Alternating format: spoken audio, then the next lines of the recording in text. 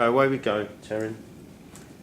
Within this presentation, I'll be observing personal communication within a media production, where this will lead to me writing a reflection upon my personal communication within a group.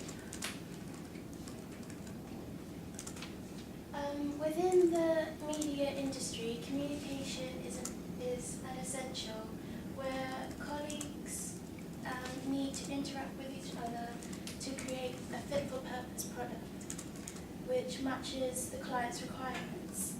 This is most important because paying customers want what they ask for, and so there's no space for miscommunication with colleagues. If not, then this will lead to the clients going elsewhere for their business. Within any workplace, communication needs to be broken down into clear stages so that everyone understands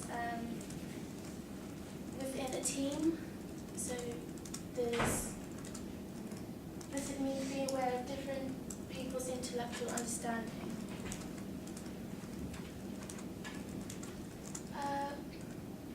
With personal experience with working in a small group on experimental production with actors, this task was to simply create a storyline within the group of three. However, there was a clash of ideas between each individual person within the group, which caused miscommunication with our ideas when directing the actors. This conflict of this situation created unclear and disjointed communication of speech and understanding of what we wanted from the actors. So, yeah. Realizing this situation wasted a lot of time, so this needed to be resolved and sorted out at the beginning.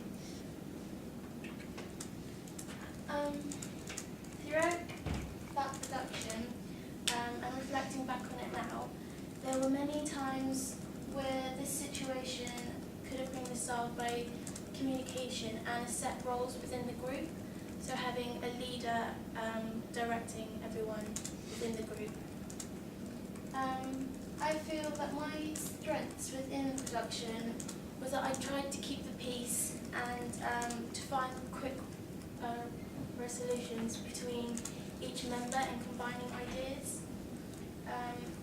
This brought the group more together and finally created a better understanding of communicating our ideas.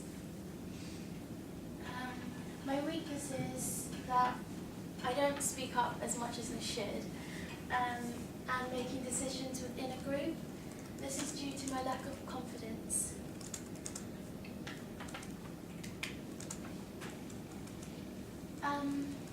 The best ways of reflecting communication within my situation would be to receive peer feedback and self-reflection.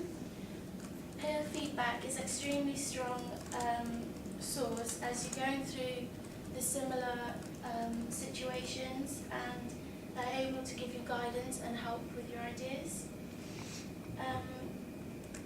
They can tell you whether you're being right and wrong, and if you're communicating it in an awkward or disjointed way. Self-reflection is helpful to an extent, as I highlight my own personal strengths and weaknesses, but it is a downfall when I'm too critical upon myself and don't give myself enough credit. Here is David Cobb's learning cycle, where he explores new areas of experiences to the development of learning. This model is highly acknowledged within the educational sector. Graham Gibbs has a structured cycle that supports work and is used within the health profession a lot. This provides a breakdown of analysing your work and planning further action, for the future. Here is a small comparison that I made between each reflective cycle to highlight which would best suit my purpose within the reflection report. When researching both models, it was clear that they are still being used today and they are highly credited. Cobb's model is used more as a learning cycle through experience, where Gibbs' model is generating more perspective, analysing the experience, reflecting on it, so that next time you are able, it gives you a plan of if you get into the situation next time. This is why I chose Gibbs' reflective model, or I'm thinking of choosing his reflective model for developing my reflection report, because it gives a clear breakdown within 6 different styles of reflecting, which helps a developing plan for further issues, and it highlights that you're able to put in your own perspective on how you feel about your communication throughout. As I am confident in writing, which explores the reflection more in a suited way to a personal understanding. The reflective report will communicate a personal experience within the production, addressing the knowledge of research about reflective reports and highlighting awareness of learning cycles, exploring the need for communication, how the workplace benefits from it, while comparing a personal reflection to other peers through observations and peer feedback. An overall conclusion will be carried out, determining the impact of my development in communication within reflection. Are you done? Okay. Are there any comments to help Teryn progress? Does anyone want to make any additions, comments? What do you think's the best method of perhaps getting feedback on like perhaps issues of speaking up? There's probably like peer-to-peer feedback as they see you on a daily basis, and you obviously see them in a presentation.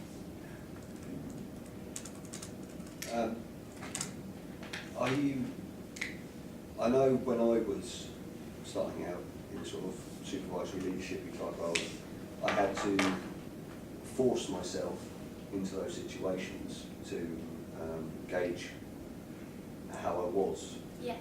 So is that a sort of a plan of action for you? Yeah, I'm become more confident in speaking up, and I think I need to make more decisions. I leave it to other people. I just kind of go. Just one comment. I mean, correct me if I'm wrong. I wasn't clear about where your leanings were in what your focus might be, because you said client-employee relationship, and then we jumped to director-actor relationship. Are you making a comparison, or are you still not clear about what the focus is?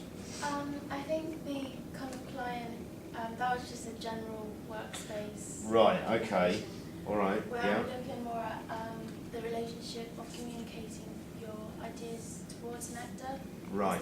And working in a group, like the communication. Okay, all right. Sorry, it just wasn't clear to me. Anything else? Anybody want to make any other comments? Have you got any personal experience of working in like a company kind of environment that you can use to reflect on, and how different it is to working in a peer and team environment and college environment? I do kind of briefly, but it's not to an extent where I can work in a group easily more than by myself, but I feel that my communication within a working environment like that isn't as what everyone else is. I'd like to ask, you say getting peer feedback. Yeah. In my experience, getting peer feedback is really difficult. Yeah. Well, I understand because sometimes they don't want to give you the critical advice as they should. Nobody wants to tell you you've got something in your teeth, or that your flies weren't done, or something like that, do they? Really? So, are there solutions, and have you looked at literature that has suggested solutions to avoid that? I could do like a peer kind of questionnaire, so it's not as personal, so I know it's from them, because then they can put the ideas across more. So anonymity, using anonymity to... Yeah. Okay, the other thing as well, that because obviously we've identified that Teryn Joshua is going to use peer feedback as her main methodology to try and reflect from. Yeah. My main question at this point, is it inactive or on-active peer feedback? Inaction, on action. So are you doing it after the fact, or will you be reflecting in bite-sized chunks from peer feedback during the process? There's no right or wrong answer, Teryn. Okay, it's not a test. I just want you to identify which you think might be more beneficial to you. Okay. They're probably being. Okay, I suggest you read Sean again. Yeah. Okay. Think about the production scenario. Would you meet at the end of the day and go, can I get some feedback on the day's performance, Yeah. so that instantly the next day Yeah. could be slightly improved? Or do you just want to get on with the production and then at the end of it meet and do a debrief in I that think it's sense? better during, because then you learn as you're going along and then you can change things, but at the end it's harder to change something when you've already done it, Yeah. because it takes up What time. would be the negatives of doing that?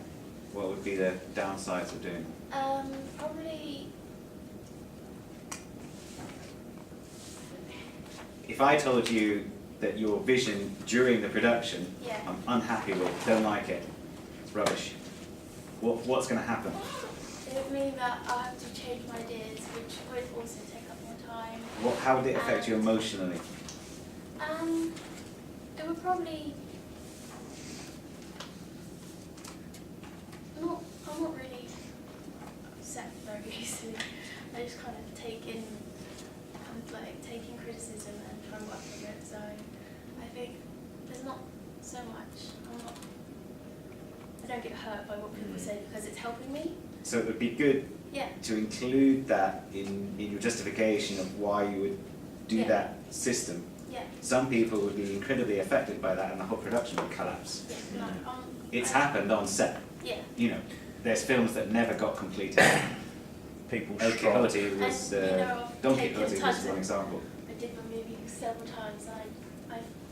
I wasn't affected by it because I would, it's a great- I would also suggest as well, Teryn, that you look at Belbin. Okay. Professor Meredith Belbin did a lot of work on how people can categorise themselves within a group environment. Okay, and there are lots of essential characteristics that he identifies, and nearly all of us can pick out these essential characteristics, and then you start to define your own profile, and that's quite useful to then go forward and try and kind of fit the reflection to, or find reasoning from, how you are essentially and characteristically, and how the feedback is best used. That's probably useful for everyone actually. I don't know if you've ever heard of Belbin. He's got his own, there's the Belbin organisation, and it's basically, he took a marketing conglomerate Yeah. and worked out the essential characteristics. He's basically a cognitive therapist, so he worked out the different characteristics of people in certain jobs. Okay. All right. Okay, thanks, Teryn. Thank Jez?